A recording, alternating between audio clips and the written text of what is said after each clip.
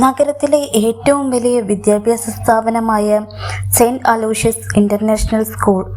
ആഡംബരക്കാറുകളുടെ horn മുഴക്കങ്ങളും വില കൂടിയ പെർഫ്യൂമുകളുടെ ഗന്ധവും നിറഞ്ഞ ആ അന്തരീക്ഷത്തിൽ ആരും ശ്രദ്ധിക്കാതെ പോകുന്ന ഒരു നിഴലുണ്ട്, ടോണി. എന്നും പുലർച്ചെ 5:30 നഗരം ഉണരുന്നതിന് മുൻപേ അയാൾ ആ ഗേറ്റിലെത്തും. തൻ്റെ യൂണിഫോമിലെ ചുളിവുകൾ മാറ്റി തൊപ്പി നേരെയാക്കി നിൽക്കുമ്പോൾ അയാളുടെ മുഖത്ത് ഒരു തരം ശാന്തതയായിരുന്നു. തൻ്റെ ചുറ്റും നടക്കുന്ന ബഹളങ്ങളെ ഒന്നും അയാളെ ബാധിക്കാറില്ല. ലോകം മുഴുവൻ വേഗതയിലോടുമ്പോൾ ഒരൊഴുക്കിലും പെടാതെ നിൽക്കുന്ന ഒരു പാറ പോലെ അയാൾ അവിടെ കാവൽ നിന്നു. സ്കൂൾ ബസ്സുകൾ വന്നെത്തുമ്പോൾ ടോണി മറ്റൊരാളാണ്. മുതിർന്നവരോട് അധികം സംസാരിക്കാതെ അയാൾ കൊച്ചു കുട്ടികൾക്ക് പ്രിയപ്പെട്ടവനായിരുന്നു. വണ്ടിയിൽ നിന്ന് ഇറങ്ങാൻ മടി കാണിക്കുന്ന കുരുന്നുകൾക്ക് അയാൾ ഒരു പുഞ്ചിരി നൽകും. ആരും കാണാതെ തൻ്റെ പോക്കറ്റിൽ നിന്ന് ഒരു ചെറിയ മിഠായി എടുത്ത് അവർക്ക് കൊടുക്കുമ്പോൾ ആ കണ്ണുകളിൽ ഒരു വല്ലാത്ത തിളക്കം കാണാം. ചിലപ്പോൾ കനത്ത മഴയത്ത് ബസ്സിൽ നിന്ന് ഇറങ്ങാൻ കുഞ്ഞുങ്ങൾക്ക് കുട പിടിച്ചു കൊടുക്കാൻ അയാൾ ഓടിയെത്തും. പക്ഷേ ആരും അയാളോട് നന്ദി പറയാറില്ല. കാരണം അവർക്ക് അയാൾ വെറും ഒരു സെക്യൂരിറ്റി മാത്രമായിരുന്നു, പണം കൊടുത്ത് വാങ്ങാവുന്ന ഒരു സേവനം മാത്രം. മറ്റുള്ളവരെ കണ്ണിൽ ടോണി വെറുമൊരു ശല്യമായിരുന്നു. സ്കൂളിലെ മറ്റു ജീവനക്കാർ വൈകുന്നേരം ചായ കുടിക്കുമ്പോൾ ചിരിച്ചുല്ലസിക്കുമെങ്കിലും ടോണി അവരുടെ കൂടെ കൂടാറില്ല. അയാൾ ആരോടും സംസാരിക്കില്ല എന്നവർ അടക്കം പറയും. ആഡംബരക്കാറുകളിൽ വരുന്ന രക്ഷിതാക്കൾക്ക് ഗേറ്റ് തുറക്കാൻ ഒരു നിമിഷം വൈകിയാൽ അവർ ആക്രോശിക്കും. നിങ്ങൾക്ക് എന്താടോ, ചെവി കേട്ടൂടെ എന്ന ചോദ്യത്തിന് മുൻപിൽ അയാൾ വെറുതെ ഒന്ന് തൊഴുതു നിൽക്കുക മാത്രം ചെയ്യും. ആ നിശബ്ദത അയാളുടെ പരാജയമാണെന്ന് അവർ കരുതി. പക്ഷേ അത് അയാളുടെ വലിയൊരു തിരിച്ചറിവായിരുന്നു എന്ന് ആരും അറിഞ്ഞിരുന്നില്ല. ഡ്യൂട്ടി കഴിഞ്ഞ് എല്ലാവരും പോയാലും ടോണി അവിടെ തന്നെ ഉണ്ടാകും. തൻ്റെ ചെറിയ ക്യാബിനുള്ളിൽ ഡിം ലൈറ്റിൻ്റെ വെളിച്ചത്തിൽ അയാൾ എന്തൊക്കെയോ കുറിച്ചു വയ്ക്കും. പഴയൊരു ഡയറിയിൽ അയാൾ എഴുതുന്നത് കണ്ട് സ്കൂളിലെ തൂപ്പുകാരൻ ഒരിക്കൽ ചോദിച്ചു, എന്താ ടോണി, ഈ പ്രായത്തിൽ പഠിക്കുകയാണോ? ഒരു ചെറു പുഞ്ചിരിയോടെ അയാൾ ആ ഡയറി അടച്ചു വെച്ചു. ആരും തനിക്ക് ബഹുമാനം തരുന്നില്ലല്ലോ എന്ന സങ്കടം അയാൾ ഒരിക്കലും അലട്ടിയിരുന്നില്ല. കാരണം അയാൾ അവിടെ ജോലി ചെയ്തത് പണത്തിനു വേണ്ടി മാത്രമായിരുന്നില്ലല്ലോ, മറിച്ച് തൻ്റെ ജീവിതത്തിലെ ആ കൈപ്പേറിയ ഓർമ്മകളിൽ നിന്നും ഒളിച്ചോടാനായിരുന്നു. അങ്ങനെ ഒരു ദിവസം സ്കൂളിലെ സയൻസ് ലാബിന് പുറത്തുള്ള വരാന്തയിൽ മറ്റു കുട്ടികളെല്ലാം ഊണ് കഴിക്കാൻ പോയ ആ സമയത്ത് 10ാം ക്ലാസ്സിലെ 3 കുട്ടികൾ മാത്രം തങ്ങളുടെ പ്രൊജക്റ്റ് നോക്കി ആകെ തകർന്നിരിക്കുകയായിരുന്നു. ഒരു സ്മാർട്ട് അഗ്രികൾച്ചർ സിസ്റ്റം ആയിരുന്നു അവരുടെ വിഷയം. മണ്ണിലെ ഈർപ്പം അനുസരിച്ച് തനിയെ വെള്ളം നനയ്ക്കുന്ന ഒരു സെൻസർ യൂണിറ്റ്. അത്യാധുനികമായ ആ മോഡലിൻ്റെ വയറുകൾക്കിടയിൽ എവിടെയോ അവർ വഴിമുട്ടി നിന്നു. മണിക്കൂറുകളായി അവർ ആ സർക്യൂട്ട് ഡയഗ്രാം നോക്കി തല പുകയ്ക്കുകയാണ്. അവരുടെ ഫിസിക്സ് അധ്യാപകൻ ഒരു മീറ്റിങ്ങിലായതിനാൽ സഹായത്തിന് ആരുമില്ല. ഇത് നടന്നില്ലെങ്കിൽ നമ്മുടെ ഇത്രയും ദിവസത്തെ കഷ്ടപ്പാട് വെറുതെയാകും. ആ കുട്ടികളിൽ ഒരാൾ സങ്കടത്തോടെ പറഞ്ഞു. അവൻ്റെ കണ്ണുകൾ നിറയുന്നുണ്ടായിരുന്നു. അല്പം അകലെ തൻ്റെ കയ്യിലുള്ള ഒരു ചെറിയ പ്ലാസ്റ്റിക് കുപ്പിയിൽ നിന്നും വെള്ളം കുടിച്ച് ആ വരാന്തയിലൂടെ നടന്നു വരികയായിരുന്നു ടോണി. കുട്ടികളുടെ സങ്കടം കണ്ടപ്പോൾ അദ്ദേഹത്തിൻ്റെ ഉള്ളൊന്ന് പിടഞ്ഞു. എന്തോ ഓർമ്മകൾ അദ്ദേഹത്തിൻ്റെ മനസ്സിലൂടെ കടന്നുപോയി. പതിയെ അദ്ദേഹം അവരുടെ അടുത്തേക്ക് ചെന്നു. കയ്യിലുണ്ടായിരുന്ന കുപ്പി അദ്ദേഹം താഴെ വെച്ചു. ചുറ്റും ആരുമില്ലെന്ന് ഉറപ്പുവരുത്തി അദ്ദേഹം ആ കുട്ടികളുടെ അരികിൽ ചെന്നിരുന്നു. ആഡംബരത്തിൻ്റെ പ്രതീകമായ ആ സ്കൂളിലെ ഏറ്റവും താഴ്ന്ന ജീവനക്കാരൻ ആ കുട്ടികളുടെ കൂടെ മണ്ണിലിരുന്നു. എന്താ മക്കളെ, ഈ ചെടികൾക്ക് വെള്ളം കിട്ടുന്നില്ലേ? അദ്ദേഹം വളരെ മൃദുവായി ചോദിച്ചു. കുട്ടികൾ ആദ്യമൊന്ന് മടിച്ചു. ചേട്ടാ, ഇത് വലിയ IC കണക്ഷനാണ്. ഇതിൽ ചെറിയ വോൾട്ടേജ് മാറിയാൽ മൊത്തം കരിഞ്ഞു പോകും. ചേട്ടൻ അറിയാതെ എവിടെയെങ്കിലും തൊട്ടാൽ, ഒരു കുട്ടി സംശയത്തോടെ മുന്നറിയിപ്പ് നൽകി. ടോണി ഒന്ന് പുഞ്ചിരിച്ചു. ഒന്നും സംഭവിക്കില്ല മോളെ, ഈ ചെറിയ കറുത്ത ചിപ്പ് കണ്ടോ? ഇതിൻ്റെ 3ാമത്തെ ലിവറിൽ കൊടുത്തിരിക്കുന്ന വയർ ഒന്ന് മാറ്റി 4ാമത്തതിൽ ഒന്ന് കൊടുത്തു നോക്കൂ. ഗ്രൗണ്ട് വയർ കുറച്ച് ലൂസാണ്, അതാണ് കമാൻഡ് കിട്ടാത്തത്. അതിശയത്തോടെ കുട്ടികൾ ആ വയർ മാറ്റിക്കൊടുത്തു. പെട്ടെന്ന് ആ ചെറിയ വാട്ടർ പമ്പ് പ്രവർത്തിക്കാൻ തുടങ്ങി. സെൻസറുകൾ ഓരോന്നായി കത്താൻ തുടങ്ങി. അസാധ്യമായ കാര്യം സെക്കൻഡുകൾക്കുള്ളിൽ ആ വൃദ്ധൻ പരിഹരിച്ചിരിക്കുന്നു. കുട്ടികൾ ശ്വാസം അടക്കി പിടിച്ചു നിന്നു. അവരുടെ പ്രൊജക്റ്റ് ഇപ്പോൾ പൂർണ്ണമായി പ്രവർത്തിക്കുന്നു. കുട്ടികൾക്ക് വിശ്വസിക്കാനാവാതെ ടോണിയുടെ മുഖത്തേക്ക് നോക്കി. ചേട്ടാ, ഇതെങ്ങനെ പറ്റി? ഇത് വലിയ എഞ്ചിനീയർമാർക്ക് പോലും ചിലപ്പോൾ തെറ്റുന്ന കാര്യമാണ്. ചേട്ടൻ ഇതെവിടെയാ പഠിച്ചത്? ഇലക്ട്രോണിക്സ് ഡിപ്ലോമ എടുത്തിട്ടുണ്ടോ? അവർ ആവേശത്തോടെ ചോദിച്ചു. ടോണി പതിയെ എഴുന്നേറ്റു. തൻ്റെ യൂണിഫോമിലെ പൊടി തട്ടിക്കളഞ്ഞ് അദ്ദേഹം പറഞ്ഞു, അയ്യോ, എനിക്ക് അങ്ങനെയൊന്നും വലിയ പഠിപ്പൊന്നുമില്ല മക്കളെ. പണ്ട് ഓരോ ഓഫീസിലും വർക്ക്ഷോപ്പിലും കാവൽ നിൽക്കുമ്പോൾ അവിടെയുള്ള എഞ്ചിനീയർമാർ ചെയ്യുന്ന നോക്കി നിൽക്കും. അപ്പോൾ കണ്ടു പഠിച്ചതാണ്. നിങ്ങൾ ചെയ്യുന്ന കാര്യം പല സ്ഥലത്തും കണ്ടിട്ടുള്ളത് കൊണ്ട് എനിക്ക് മനസ്സിലായി എന്ന് മാത്രം. ഓരോരുത്തർ ചെയ്യുന്നത് ശ്രദ്ധിച്ചു കണ്ടാൽ നമുക്കും ഇതൊക്കെ പെട്ടെന്ന് മനസ്സിലാകും. അദ്ദേഹം തൻ്റെ കയ്യിലെ കുപ്പിയെടുത്ത് വരാന്തയുടെ അറ്റത്തേക്ക് നടന്നു നീങ്ങി. കുട്ടികൾ നിശബ്ദരായി അവിടെ തന്നെ നിന്നു. സെക്യൂരിറ്റി ചേട്ടൻ വെറുതെ പറഞ്ഞതാവുമോ? ഇത്രയും സൂക്ഷ്മമായ കാര്യം വെറുതെ നോക്കി പഠിക്കാൻ പറ്റുമോ? അവർക്ക് സംശയങ്ങളുടെ നീണ്ട നിരയായിരുന്നു. പക്ഷേ ആ സംശയങ്ങൾക്ക് മറുപടി പറയാൻ നിൽക്കാതെ ആ സെക്യൂരിറ്റി യൂണിഫോമിനുള്ളിൽ മറിഞ്ഞിരിക്കുന്നത് ഒരു സമുദ്രം പോലെയുള്ള അറിവാണെന്ന് ആരോടും പറയാതെ അദ്ദേഹം നടന്നു നീങ്ങിക്കഴിഞ്ഞിരുന്നു. അങ്ങനെ ടോണിയുടെ ദിനചര്യങ്ങൾ മാറ്റങ്ങൾ ഒന്നും കൂടാതെ കടന്നുപോയിക്കൊണ്ടിരുന്നു. അന്ന് പതിവിലും കൂടുതൽ തിരക്കുള്ള ഒരു തിങ്കളാഴ്ചയായിരുന്നു. ആകാശത്ത് കറുത്ത മേഘങ്ങൾ ഉരുണ്ടുകൂടി നിൽക്കുന്നു. സ്കൂൾ ഗേറ്റിന് മുന്നിൽ ആഡംബര കാറുകളുടെ ഒരു നീണ്ട നിര തന്നെയുണ്ട്. ടോണി ആ തിരക്കിനിടയിൽ ഓരോ വണ്ടിയും നിയന്ത്രിക്കാൻ കഷ്ടപ്പെടുകയായിരുന്നു. അപ്പോഴാണ് നഗരത്തിലെ വലിയ ബിസിനസ്സുകാരനായ ഉല്ലാസ് തൻ്റെ പുത്തൻ ആഡംബര കാറിൽ അവിടേക്ക് വരുന്നത്. തൻ്റെ മകനെ സ്കൂളിൽ വിടാൻ എത്തിയതായിരുന്നു അയാൾ. ഗേറ്റിന് അല്പം മുന്നിലായി മറ്റൊരു സ്കൂൾ ബസ് പാർക്ക് ചെയ്തിരുന്നതിനാൽ ഉല്ലാസിന്റെ കാറിന് മുന്നോട്ട് പോകാൻ കഴിഞ്ഞില്ല. കാറിനുള്ളിലിരുന്ന് ഉല്ലാസ് നിർത്താതെ ഹോണടിക്കാൻ തുടങ്ങി. ശബ്ദം കേട്ട് ടോണി ഓടിച്ചെന്നു. ആ വണ്ടിക്ക് കടന്നു പോകാൻ ബസ് ഒന്ന് മാറ്റിയിടണം. ടോണി ബസ് ഡ്രൈവറോട് സംസാരിക്കാൻ പോയ ആ കുറഞ്ഞ സമയം ഉല്ലാസിന് സഹിക്കാനാവുന്നതിലും അപ്പുറമായിരുന്നു. അയാൾ കാറിൽ നിന്നിറങ്ങി. വെള്ള ജുബയും വില കൂടിയ കണ്ണടയും ധരിച്ച അയാൾ ആ വഴിയിലൂടെ നടന്ന് ടോണിയുടെ അടുത്തേക്ക് വന്നു. അയാളുടെ മുഖം ദേഷ്യം കൊണ്ട് ചുവന്നിരുന്നു. എന്താടോ താൻ കാണിക്കുന്നത്? ഉല്ലാസിന്റെ ശബ്ദം സ്കൂൾ പരിസരമാകെ മുഴങ്ങി. എല്ലാവരും അങ്ങോട്ട് നോക്കി. ടോണി വിനയത്തോടെ പറഞ്ഞു, ക്ഷമിക്കണം സർ, ആ ബസ് ഒന്ന് മാറ്റാൻ കാത്തുനിന്നതാണ്. കാത്തു നിൽക്കാൻ നിന്റെയൊക്കെ സമയം പോലെയാണോ എൻ്റെ സമയം? ഈ കിടക്കുന്ന വണ്ടിയുടെ വില നിന്റെ ആയുസ് മുഴുവൻ വിറ്റാലും കിട്ടില്ല. ഒരു പണിക്കും കൊള്ളാത്തവന്മാരെ ഗേറ്റിൽ നിർത്തിയാൽ ഇങ്ങനെയൊക്കെ ഇരിക്കും. ടോണി തലകുണിച്ച് നിന്നു. തൻ്റെ പ്രായത്തെ പോലും മാനിക്കാതെ ആ ചെറുപ്പക്കാരൻ എല്ലാവരുടെയും മുന്നിൽ വെച്ച് ചീത്ത വിളിക്കുന്നത് അയാൾക്ക് വലിയ വേദനയുണ്ടാക്കി. ഈ സമയം കുട്ടികളെ നിരീക്ഷിക്കാൻ സ്കൂൾ ഗ്രൗണ്ടിൽ നിന്നിരുന്ന പ്രിൻസിപ്പൽ മിസ്സിസ് ഐസക് അവിടേക്ക് ഓടിയെത്തി. ഉല്ലാസിനെ കണ്ടതും അവരുടെ മുഖത്ത് ഒരു വിനീത ഭാവം വന്നു. എന്താ മിസ്റ്റർ ഉല്ലാസ്, എന്തു പറ്റി എന്നവർ തിരക്കി. ഈ സെക്യൂരിറ്റിയെ ഇന്ന് തന്നെ ഇവിടുന്ന് പുറത്താക്കണം മാഡം. ഇവൻ കാരണം എൻ്റെ സമയം പാഴായി. നമ്മുടെ സ്കൂളിന്റെ നിലവാരത്തിന് ചേർന്നവരെയല്ലേ ഇവിടെ ജോലിക്ക് വെക്കേണ്ടത്. ഇത് കേട്ട പ്രിൻസിപ്പൽ ഉടൻ തന്നെ ടോണിയുടെ നേരെ തിരിഞ്ഞു. ടോണി, എത്ര തവണ നിന്നോട് പറഞ്ഞിട്ടുണ്ട് ഇവിടെ വരുന്നവരോട് മര്യാദയ്ക്ക് പെരുമാറണമെന്ന്. നിന്റെ വിവരക്കേട് കാരണം ഞങ്ങളുടെ സ്കൂളിന്റെ പേര് ചീത്തയാക്കാൻ ഞാൻ സമ്മതിക്കില്ല.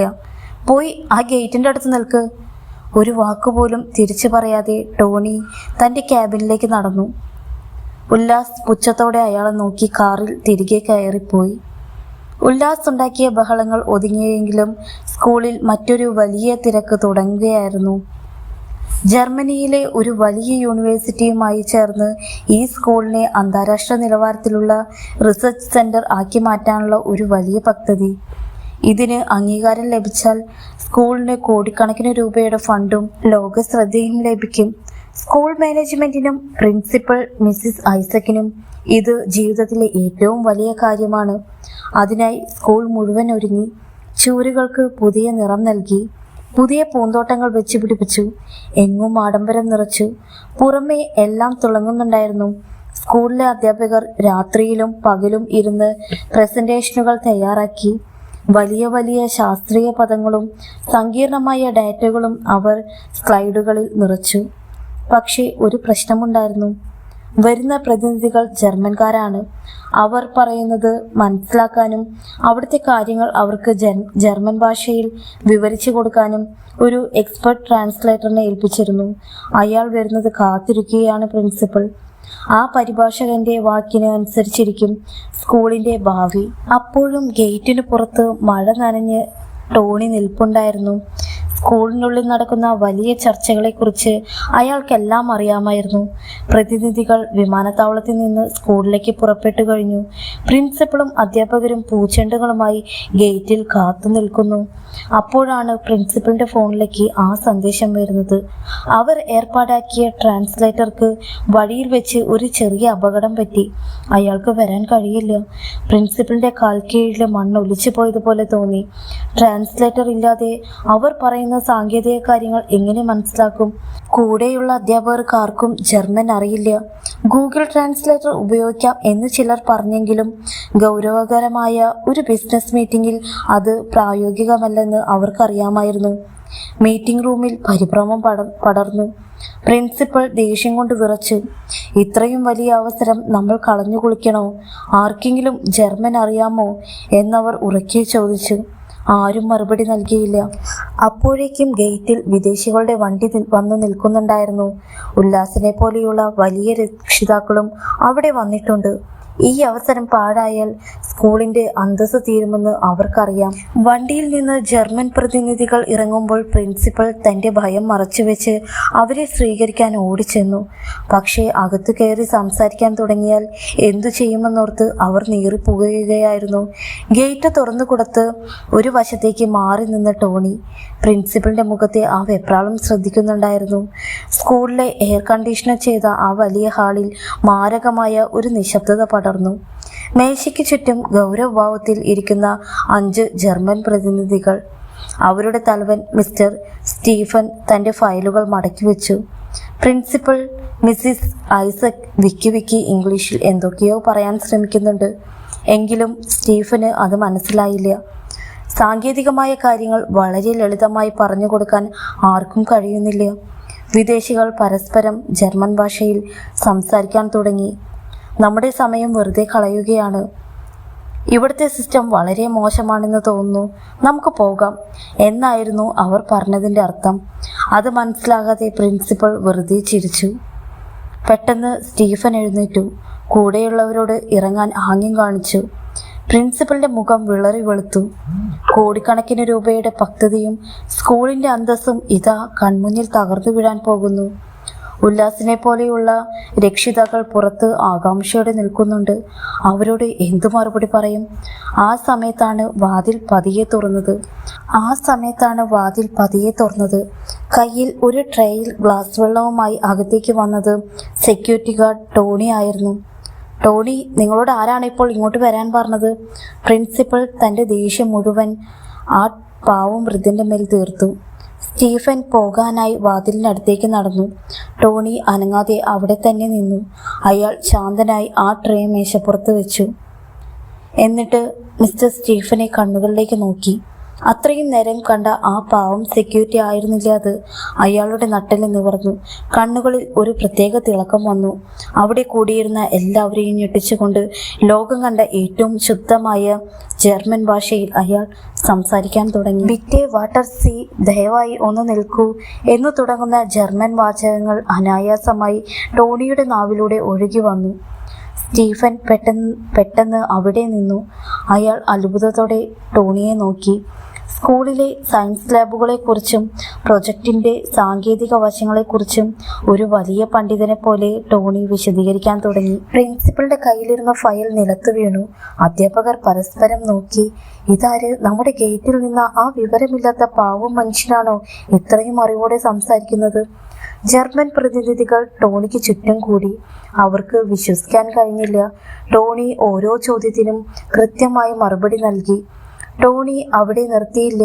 അയാൾ സ്ക്രീനിലേക്ക് ചൂണ്ടി. ആ പ്രൊജക്റ്റിലെ സങ്കീർണമായ സയന്റിഫിക് കാര്യങ്ങൾ ജർമ്മൻ ഭാഷയിൽ വിശദീകരിച്ചു തുടങ്ങി. ഒരു വലിയ പണ്ഡിതൻ തൻ്റെ ശിഷ്യന്മാരെ പഠിപ്പിക്കുന്നത് പോലെയായിരുന്നു അത്. സ്റ്റീഫനും സംഘവും തിരികെ വന്ന് കസേരകളിലിരുന്നു. അവർ അത്ഭുതത്തോടെ പരസ്പരം നോക്കി. അവർക്ക് മുന്നിൽ നിൽക്കുന്നത് ഒരു സെക്യൂരിറ്റി അല്ല, മറിച്ച് തങ്ങളെക്കാൾ അറിവുള്ള ഒരു വലിയ മനുഷ്യനാണെന്ന് അവർ തിരിച്ചറിഞ്ഞു. വിദേശികളായ ആ പ്രതിനിധികളുടെ കണ്ണുകളിൽ ഭയഭക്തി ബഹുമാനമായിരുന്നു. കാരണം ടോണി സംസാരിച്ചത് വെറുമൊരു പരിഭാഷകനെ പോലെയല്ല. ആ പ്രൊജക്റ്റിലെ സങ്കീർണമായ പ്ലാനുകളെ ചെറിയ ചെറിയ പിഴവുകൾ കൂടി അദ്ദേഹം ചൂണ്ടിക്കാണിച്ചു. ഒരു സാധാരണ സെക്യൂരിറ്റി ഗാർഡിന് എങ്ങനെ ഇത്രയും ആഴത്തിൽ സയൻസിനെ കുറിച്ച് അറിയാൻ കഴിയും? സ്റ്റീഫൻ തൻ്റെ സീറ്റിൽ നിന്ന് എഴുന്നേറ്റു. അയാൾ പതിയെ ടോണിയുടെ അടുത്തേക്ക് നടന്നു. സ്റ്റീഫന്റെ മുഖത്ത് അവിശ്വസനീയമായ ഒരു ഭാവമായിരുന്നു. അയാൾ ടോണിയുടെ കണ്ണുകളിലേക്ക് നോക്കി ചോദിച്ചു, ക്ഷമിക്കണം, നിങ്ങൾ ആരാണെന്ന് എനിക്കിപ്പോഴും മനസ്സിലാകുന്നില്ല. പക്ഷേ നിങ്ങളുടെ ഈ ശൈലി, ഈ അറിവ്. സ്റ്റീഫൻ വിറയ്ക്കുന്ന കൈകളോടെ തൻ്റെ ലാപ്ടോപ്പ് പുറത്തെടുത്തു. അതിൽ ഒരു വലിയ ഡിജിറ്റൽ ആർക്കൈവ് അയാൾ തിരഞ്ഞു. പെട്ടെന്ന് ഒരു ഫോട്ടോ സ്ക്രീനിൽ തെളിഞ്ഞു. 10 വർഷം മുൻപ് ജർമ്മനിയിലെ ഒരു വലിയ സയൻസ് കോൺഫറൻസിൽ മുഖ്യ അതിഥിയായി സംസാരിക്കുന്ന ഒരു വ്യക്തിയുടെ ചിത്രം. സ്യൂട്ടും ടൈയും ധരിച്ച് ഗാംഭീര്യത്തോടെ നിൽക്കുന്ന ആ രൂപം. ആ ഫോട്ടോയിലുള്ളത് മറ്റാരുമല്ല, തങ്ങൾ ദിവസവും ഗേറ്റിൽ കാണുന്ന പുച്ഛിച്ച് തള്ളിയ അതേ ടോണി തന്നെയായിരുന്നു. ഫോട്ടോയ്ക്ക് താഴെ എഴുതിയിരുന്നു, ഡോക്ടർ ടോണി, ലോക പ്രശസ്തമായ ഐൻസ്റ്റീൻ അവാർഡ് ജേതാവ്. ഈ സെക്യൂരിറ്റി വേഷത്തിൽ നിൽക്കുന്ന ഈ വൃദ്ധന് പറയാൻ സന്തോഷം നിറഞ്ഞ ഒരു പഴയ കാലമുണ്ടായിരുന്നു. 30 വർഷങ്ങൾക്ക് മുൻപ് കേരളത്തിലെ ഒരു സാധാരണ ഗ്രാമത്തിൽ നിന്ന് കഠിനാധ്വാനം കൊണ്ട് ലോകത്തിൻ്റെ നെറുകയിലെത്തിയവനായിരുന്നു ടോണി. പ്രശസ്തമായ ഒരു വിദേശ സർവകലാശാലയിൽ അദ്ദേഹം പ്രൊഫസറായി ജോലി ചെയ്തിരുന്ന കാലം. അദ്ദേഹത്തിൻ്റെ ലോകം തൻ്റെ കൊച്ചു കുടുംബമായിരുന്നു. അദ്ദേഹത്തിൻ്റെ ഭാര്യ സോഫി. ടോണിയുടെ ഓരോ വിജയത്തിന് പിന്നിലും ആ സ്നേഹനിധിയായ സ്ത്രീ ഉണ്ടായിരുന്നു. വിദേശത്തെ ആഡംബരങ്ങൾക്കിടയിലും മലയാള തനിമ കൈവിടാതെ ഭർത്താവിനും മകൾക്കും വേണ്ടി ജീവിച്ചവർ. ടോണി വലിയ വലിയ കണ്ടുപിടുത്തങ്ങളിൽ മുഴുകുമ്പോൾ അദ്ദേഹത്തിന് ചായയുമായി വന്ന് ഇനി കുറച്ചു നേരം വിശ്രമിക്കൂ എന്ന് സ്നേഹത്തോടെ ശാസിച്ചിരുന്ന സോഫി. അവർക്കൊരു മകളുണ്ടായിരുന്നു, ബ്ലെസ്സി. അച്ഛൻ്റെ ബുദ്ധിയും അമ്മയുടെ സ്നേഹവും ഒരുപോലെ കെട്ടിയവൾ. ബ്ലെസ്സി ആയിരുന്നു ടോണിയുടെ ജീവൻ. മകൾ വളർന്നു വലുതാകുന്നത് നോക്കി നിൽക്കുമ്പോൾ അദ്ദേഹം തൻ്റെ കരിയറിലെ എല്ലാ കാര്യങ്ങളും മറക്കുമായിരുന്നു. അവൾക്ക് വയലിൻ വായിക്കാൻ വലിയ ഇഷ്ടമായിരുന്നു. വൈകുന്നേരം അവരുടെ ആ വലിയ വീട്ടിൽ വയലിൻ സംഗീതം ഒഴുകി നടക്കുമായിരുന്നു. അച്ഛൻ്റെ ഓരോ നേട്ടങ്ങളിലും അവൾ അഭിമാനിച്ചു. എൻ്റെ അച്ഛൻ ലോകത്തെ മാറ്റുന്ന ഒരു വലിയ സയൻറ്റിസ്റ്റാണ് എന്ന് അവൾ എല്ലാവരോടും പറയുമായിരുന്നു. എല്ലാം ഒരു നിമിഷം കൊണ്ടാണ് തകർന്നടിഞ്ഞത്. ബ്ലെസ്സിയുടെ 20ാം ജന്മദിനമായിരുന്നു. അതീവ സന്തോഷത്തിലായിരുന്നു അവർ. രാത്രി പുറത്തുപോയി ഭക്ഷണം കഴിച്ച് തിരികെ വരുമ്പോൾ പെയ്ത കനത്ത മഴ ടോണിയുടെ ജീവിതത്തിലെ വെളിച്ചം കിടത്തി. എതിരെ വന്ന ഒരു ലോറി അവരുടെ കാറിലേക്ക് ഇടിച്ചു കയറി. ആശുപത്രിയിൽ കണ്ണു തുറന്ന ടോണി ആദ്യം വിളിച്ചത് മകൾ ബ്ലെസ്സിയെയും ഭാര്യ സോഫിയയുമായിരുന്നു. പക്ഷേ വിധി ക്രൂരമായിരുന്നു. തൻ്റെ അറിവിനോ താൻ സമ്പാദിച്ച കോടിക്കണക്കിന് രൂപയ്ക്കോ തൻ്റെ പ്രിയപ്പെട്ടവരെ തിരിച്ചു നൽകാൻ കഴിയില്ലെന്ന് അദ്ദേഹം തിരിച്ചറിഞ്ഞു. പ്രിയപ്പെട്ടവരുടെ ഓർമ്മകൾ ഉറങ്ങുന്ന ആ വലിയ വീട്ടിൽ ഒറ്റയ്ക്ക് കഴിയാൻ അദ്ദേഹത്തിന് കഴിഞ്ഞില്ല. ലോകം ആദരിക്കുന്ന ഒരു ശാസ്ത്രജ്ഞയായി തുടരുന്നതിൽ അദ്ദേഹത്തിന് പിന്നീട് താല്പര്യമില്ലായിരുന്നു. കാരണം തൻ്റെ നേട്ടങ്ങൾ പങ്കുവയ്ക്കാൻ ഇന്ന് ആരുമില്ല. പദവികളും ബഹുമാനവും അഹങ്കാരവും എല്ലാം വെറും പൊള്ളയാണെന്ന് അദ്ദേഹം മനസ്സിലാക്കി. ആരോടും ഒന്നും പറയാതെ അദ്ദേഹം നാട്ടിലേക്ക് തിരിച്ചു. താൻ ആരാണെന്ന് ആരും തിരിച്ചറിയാത്ത ഒരിടത്ത് ഏറ്റവും താഴെ തട്ടിലുള്ള ഒരു ജോലി ചെയ്ത് ശിഷ്ടകാലം സമാധാനത്തോടെ കഴിയാൻ അദ്ദേഹം ആഗ്രഹിച്ചു. അങ്ങനെയാണ് ആ വലിയ പണ്ഡിതൻ ഈ സ്കൂളിലെ സെക്യൂരിറ്റി യൂണിഫോം അണിഞ്ഞത്. കുട്ടികളോട് അയാൾ കാണിക്കുന്ന ആ പ്രത്യേക സ്നേഹത്തിന് പിന്നിൽ ഒരു നഷ്ടപ്പെട്ടു പോയ തൻ്റെ മകളുടെ മുഖമായിരുന്നു. ഉല്ലാസിനെ പോലെയുള്ളവർ അയാളെ ചീത്ത വിളിക്കുമ്പോഴും അയാൾ പുഞ്ചിരിച്ചത് ജീവിതത്തിലെ ഏറ്റവും വലിയ സങ്കടം അനുഭവിച്ചു തീർത്ത ഒരാൾക്ക് ഇതൊന്നും വലിയ കാര്യമായിരുന്നില്ല എന്നതുകൊണ്ടാണ്. സ്റ്റീഫൻ ആ ഫോട്ടോ സ്ക്രീനിൽ വലുതാക്കി കാണിച്ചു. പ്രിൻസിപ്പളും അവിടെ ഉണ്ടായിരുന്ന അധ്യാപകരും ഞെട്ടിപ്പോയി. പുറത്തു നിന്നിരുന്ന ഉല്ലാസ് ഇതറിഞ്ഞ് അകത്തേക്ക് ഓടി വന്നു. ഗേറ്റിൽ വെച്ച് താൻ അപമാനിച്ച ആ വൃദ്ധൻ വിദേശികളോട് ജർമ്മൻ സംസാരിക്കുന്നത് കണ്ട് അയാൾക്ക് തലയുയർത്താൻ കഴിഞ്ഞില്ല. പ്രിൻസിപ്പൽ മിസ്സിസ് ഐസക്കിന്റെ അവസ്ഥ ഇതിലും കഷ്ടമായിരുന്നു. അവർക്ക് സന്തോഷിക്കണോ അതോ നാണക്കേട് കൊണ്ട് കരയണോ എന്നറിയില്ലായിരുന്നു. ടോണി സംസാരിച്ചു കഴിഞ്ഞപ്പോൾ സ്റ്റീഫൻ ആവേശത്തോടെ അയാളുടെ കൈകൾ പിടിച്ചു കുലുക്കി. "യു ആർ എ ജീനിയസ്" എന്നയാൾ വിളിച്ചു പറഞ്ഞു. ആ മുറിയിൽ അപ്പം മുഴങ്ങിയത് ടോണിക്കുള്ള കയ്യടികളായിരുന്നു. മീറ്റിംഗ് വലിയ വിജയമായി. ജർമ്മൻ സംഘം സ്കൂളുമായി സഹകരിക്കാൻ തീരുമാനിച്ചു. കരാറിൽ ഒപ്പിട്ട ശേഷം മിസ്റ്റർ സ്റ്റീഫൻ ടോണിയുടെ കൈകളിൽ മുറുകെ പിടിച്ചു. പ്രിൻസിപ്പൽ മിസ്സിസ് ഐസക്കിന്റെ കണ്ണുകൾ നിറഞ്ഞു. ഉല്ലാസ് ആകെ തകർന്നുപോയി. "സർ, നിങ്ങൾ ഈ ഗേറ്റിൽ നിൽക്കേണ്ട ആളല്ല. ഞങ്ങളോട് ക്ഷമിക്കണം" എന്ന് പ്രിൻസിപ്പൽ വിതുമ്പലോടെ പറഞ്ഞു. ടോണി പതിയെ പറഞ്ഞു, "പണവും പദവിയും അറിവും എല്ലാം എനിക്കുണ്ടായിരുന്നു. പക്ഷേ എൻ്റെ മകളെയും ഭാര്യയെയും ഒരു കാർ അപകടത്തിൽ എനിക്ക് നഷ്ടപ്പെട്ടപ്പോൾ എൻ്റെ ഈ അറിവിനോ അവാർഡുകൾക്കോ അവരെ തിരിച്ചു കൊണ്ടുവരാൻ കഴിഞ്ഞില്ല. അന്ന് ഞാൻ തിരിച്ചറിഞ്ഞു, ഈ ലോകത്ത് നമ്മൾ അഹങ്കരിക്കുന്ന ഒന്നിനും കാര്യമില്ലെന്ന്. സമാധാനം തേടിയാണ് ഞാൻ ഈ ഗേറ്റിന് കാവൽ നിന്നത്. ഇവിടെ ആരും എന്നെ ഡോക്ടർ ടോണി എന്ന് വിളിക്കില്ലായിരുന്നു. അതായിരുന്നു എനിക്കിഷ്ടവും." ഉല്ലാസ് ഓടി വന്ന് ടോണിയുടെ കൈകളിൽ പിടിച്ചു. "സാർ, ഞാൻ പറഞ്ഞതൊന്നും..." ടോണി അയാളുടെ തോളിൽ തട്ടി. "സാരമില്ല മോനെ." അദ്ദേഹം തൻ്റെ സെക്യൂരിറ്റി തൊപ്പി ഊരി മേശപ്പുറത്ത് വെച്ചു. ടോണി പതുക്കെ പുറത്തേക്ക് നടന്നു. എല്ലാവരും അയാൾക്ക് പിന്നാലെ ഓടി. പക്ഷേ എല്ലാവരെയും അത്ഭുതപ്പെടുത്തിക്കൊണ്ട് ഗേറ്റിന് പുറത്തു നിന്ന ഒരു ചെറിയ ഓട്ടോറിക്ഷയിൽ അദ്ദേഹം കയറി. ആ വലിയ മനുഷ്യൻ ആ ഗേറ്റ് കടന്നു പോകുമ്പോൾ അഹങ്കാരത്തിൻ്റെ പടിയിറങ്ങുന്നത് പോലെയാണ് എല്ലാവർക്കും തോന്നിയത്. ടോണി പിന്നീട് ആ സ്കൂളിലേക്ക് വന്നില്ല. പക്ഷേ ഇന്നും ആ ഗേറ്റിന് മുന്നിലൂടെ കടന്നു പോകുമ്പോൾ കുട്ടികളും അധ്യാപകരും അവിടെ ഒന്ന് നിൽക്കും. അറിവ് എന്നത് മറ്റുള്ളവരെ അടിച്ചമർത്താനുള്ളതല്ല, മറിച്ച് താഴ്മയോടെ നിൽക്കാനുള്ള ശക്തിയാണെന്ന് അയാൾ അവരെ പഠിപ്പിച്ചു. സുഹൃത്തുക്കളെ, നമ്മുടെ ജീവിതത്തിലും കാണില്ലേ ഇതുപോലെ ആരും അറിയാതെ പോയ ചില ഹീറോകൾ? നിങ്ങളുടെ മനസ്സിനെ ആഴത്തിൽ സ്പർശിച്ച ആ ഹീറോ ആരാണെന്ന് താഴെ കമന്റ് ചെയ്യുക. ഇതുപോലെയുള്ള ഹൃദയസ്പർശിയായ കഥകൾക്ക് എൻ്റെ ചാനൽ സബ്സ്ക്രൈബ് ചെയ്ത് സപ്പോർട്ട് ചെയ്യണേ. Thanks for watching.